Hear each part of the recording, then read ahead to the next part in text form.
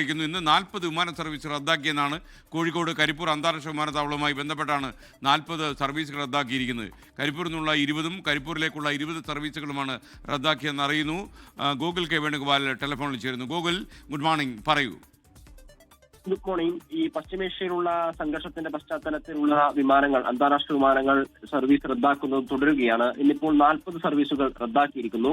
ഇന്ന് മസ്കറ്റിൽ നിന്നുള്ള സലാം എയറും അതോടൊപ്പം നിന്നുള്ള റിയാദിൽ നിന്നുള്ള ഫ്ലൈനാസും മാത്രമാണ് ഇതുവരെ ഇങ്ങോട്ടേക്ക് എത്തിയിട്ടുള്ളത്. എയർ ഇന്ത്യ എക്സ്പ്രസ് സർവീസ് നടത്തുമെന്ന് അറിയിച്ചിട്ടുണ്ട്. അതുമായി ബന്ധപ്പെട്ട എയർ ഇന്ത്യ എക്സ്പ്രസിന്റെ ഒരു സർവീസ് ഷെഡ്യൂൾ ചെയ്തിട്ടുണ്ട്. പക്ഷേ കഴിഞ്ഞ ദിവസം നടത്തിയ ഷെഡ്യൂളിൽ എയർ ഇന്ത്യ എക്സ്പ്രസിന്റെ സർവീസ് ഉണ്ടായിരുന്നില്ല. ചില ഘട്ടങ്ങളിലൊക്കെ സർവീസ് ഷെഡ്യൂൾ ചെയ്യുകയും പിന്നീട് ക്യാൻസൽ ആകുകയും ചെയ്യുന്ന സാഹചര്യമാണ് നിലവിലുള്ളത്.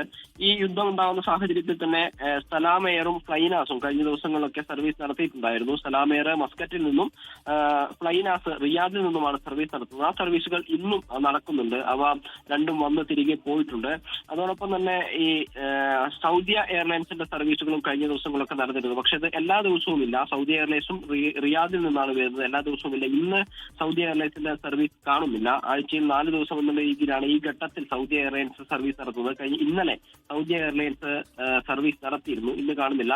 നാളെ ഉണ്ടാകുമെന്നാണ് മനസ്സിലാക്കുകയും ചെയ്യുന്നത്. എന്തായാലും ഇന്ന് മുഴുവനായിട്ടും പറയുകയാണെങ്കിൽ 40 സർവീസുകൾ റദ്ദാക്കിയിരിക്കുന്നു. 20 എണ്ണം കോഴിക്കോട് അന്താരാഷ്ട്ര വിമാനത്താവളത്തിൽ നിന്ന് പുറപ്പെടേണ്ടതും 20 എണ്ണം കോഴിക്കോട് അന്താരാഷ്ട്ര വിമാനത്താവളത്തിൽ എത്തിച്ചേരേണ്ടതുമായ സർവീസുകളാണ് റദ്ദാക്കിയിരിക്കുന്നത്.